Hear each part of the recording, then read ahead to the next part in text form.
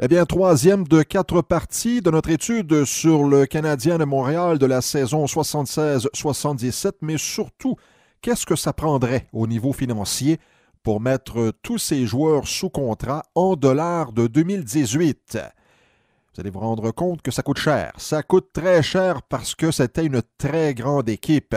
Après avoir regardé les 4 premiers trios et le 13e attaquant qui était Régent Houle, donc 13 attaquants, eh bien, ça coûte 90 700 000 $, une moyenne d'environ 6,9 millions par joueur, imaginez.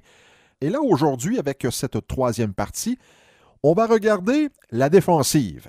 Et après avoir discuté au fil des ans avec des membres de la presse, des confrères qui ont suivi le Canadien à l'époque, et avoir discuté également avec des anciens joueurs, c'est la grande différence du Canadien par rapport aux autres équipes, elle est là. Parce qu'en attaque, bon, bien sûr, on avait Lafleur, Lemaire, Cournoyer, Tremblay, Mahovlich et plusieurs autres. Mais les Bruins, par exemple, avaient Jean Rattel, Peter McNabb, Greg Shepard, Wayne Cashman. Les Flyers avaient, Bobby Clark, Reggie Leach. Il y avait également Rick McLeish. Il y avait plusieurs joueurs de talent en attaque. À Buffalo, on avait les Gilbert Perrault, Richard Martin, René Robert, la fameuse French Connection, André Savard. On avait peut-être un très bon défenseur et les autres, on suivait là. Le Canadien de Montréal, le fameux Big Three, imaginez une équipe avec 3 défenseurs qui pouvaient aspirer au trophée Norris à pratiquement chaque année. C'était ça le Big Three. Alors rapidement, ce que je peux vous dire, Robinson, selon moi, il n'y a aucun comparable dans le hockey d'aujourd'hui. C'était un bonhomme qui était fort dans les 3 zones. En sortie de zone, il n'y avait pas son pareil. Et si vous pensez que c'était simplement un défenseur de finesse, demandez à Gary Dornhoefer ce qu'il en pense. On se souvient de cette fameuse mise en échec lors d'un match au Forum. L'ailier des Flyers s'en souvient encore, j'en suis certain.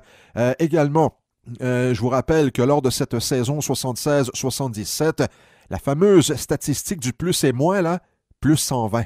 Plus 120 pour Larry Robinson. Guy Lapointe, excellent défenseur, un bonhomme qui a marqué 148 buts là, de 1971 à 1979, 476 points.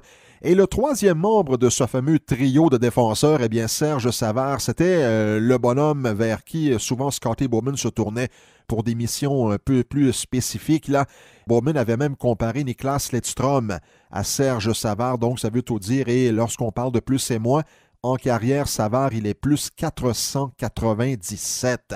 Les 3 autres défenseurs, bien sûr, ce sont des joueurs de soutien. Là. Bill Nyrup, Rick Chartra et Pierre Bouchard, les 3 avaient quand même leur utilité. Et c'est ça la beauté de l'affaire, comme on dit. Chaque joueur avait un rôle bien précis et le remplissait à merveille. Du côté des gardiens de but, eh bien, que demander de mieux que Ken Dryden et Michel Larocque? Souvent, on parle de Dryden et là, on entend des commentaires du genre « Ah, vous savez, il avait une bonne équipe devant lui. » Oui, je suis prêt à croire ça. Demandez à Bobby Orr cependant ce qu'il en pense de Ken Dryden, parce que c'est à cause de Ken Dryden si les Bruins n'ont pas remporté une autre Coupe Stanley en 71. Là. Alors, Dryden est exceptionnel. À chaque fois qu'il était devant le filet, le Canadien, il me semble, gagnait toujours. En fait, sur les 794 points que le Canadien aurait pu aller chercher avec Dryden devant le filet, le Canadien a remporté 590 points. Et ça, c'est un pourcentage de 74,4. Le deuxième qui le suit, il est loin derrière. C'est Martin Brodeur, l'illustre Martin Brodeur, qui n'a pas eu vraiment de passage à vide au cours de sa carrière. Là. Il a un pourcentage de 61,3.